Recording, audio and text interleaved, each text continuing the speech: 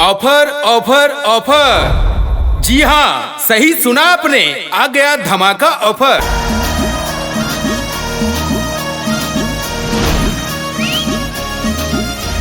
Mahavir fitness gym आप सभी के लिए लेकर आया है नवरात्रि धमाका ऑफर। अब पाएं फ्री रजिस्ट्रेशन और मंथली एवं ईयरली पैकेज पर भारी छूट। 3 महीने के जगह पे पाएं अब 4 महीने का लाभ, 6 महीने के जगह पे पाएं 8 महीने का लाभ और 12 महीने के जगह पे पाएं 15 महीने का लाभ एवं 1 साल के पैकेज पे पाएं 1 महीने पर्सनल ट्रेनिंग पर 50% की भारी छूट। तो देर ना करें, जल्द ही पधारें महावीर फिटनेस जिम, फाड़ी चौक के निकट, बंधन बैंक के ऊपर, झाझा।